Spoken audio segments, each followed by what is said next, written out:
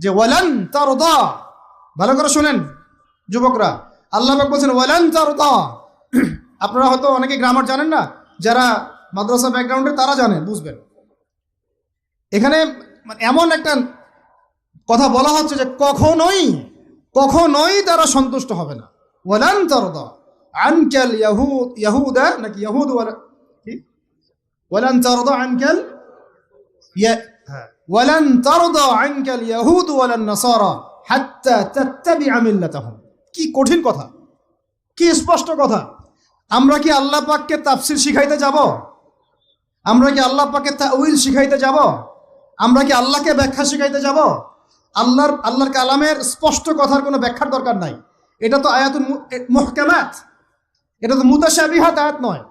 আল্লাহ পাক বলছেন ওয়ালান তারদা, কোশ্চিন কালেও সন্তুষ্ট হবে না, আনকা হে নবী তোমার উপরে। কারা সন্তুষ্ট হবে না? আল ইয়াহুদু ওয়ালান নাসারা, ইহুদি এবং নাসারারা। এরা কোশ্চিন কালেও তোমার উপরে হে নবী সন্তুষ্ট হবে না, হাত্তা তাত্তাবিআ মিল্লাতাহুম, যতক্ষণ না তুমি ওদের মিল্লাত, ওদের ধর্ম গ্রহণ করছো। আর কিছু বলতে হবে ভাই?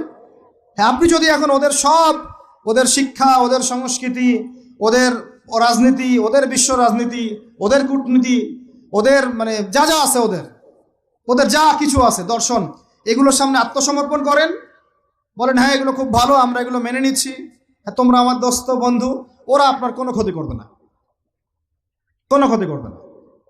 কিন্তু যদি আপনি এগুলোর বিরুদ্ধে দাঁড়ান, না তোমাদের এইসব গডলেস উল্টাপাল্টা আল্লাহ বিরোধী শিক্ষা এগুলো চলবে না, তোমাদের সুদভিত্তিক অর্থনীতি চলবে না, তোমাদের এই আল্লাহ বিরোধী এই যে জিও পলিটিক্স চলবে না, তোমাদের এই মুসলিমদের উপর অত্যাচার নিধন এগুলো চলবে না, তোমাদের এই সব জুলুম নির্যাতন চলবে না, এইগুলো কথা যদি আপনি বলে ওদের বিরুদ্ধে দাঁড়ান, কথা দিয়ে দাঁড়ান, কলম দিয়ে দাঁড়ান, অ্যাসোসিয়েশন দিয়ে দাঁড়ান, বা একটা জাতিগতভাবে প্রতিবাদ করেন, বা আপনি ওদের জুলুমের বিরুদ্ধে দাঁড়িয়ে যান, বলেন যে না আমরা ফিলিস্তিনিদের পাশে আছি, প্রয়োজনে আমরা ওদের পক্ষে যুদ্ধ করব, এই ধরনের কোনো কথা যদি আপনার মুখ দিয়ে বেরিয়ে যায়, মুখ ফসকেও যদি বেরিয়ে যায়, দেখবেন ওরা পুরো শক্তি নিয়ে আপনার বিরুদ্ধে ঝাঁপায় পড়ছে। বুঝতে পারেন নাই মনে? আর কেমনে বললে বুঝবেন আমার জানা নাই, এর চেয়ে আর খোলামেলা কোনো কথা বলা সম্ভব না। এই হলো কোরআনের কথা।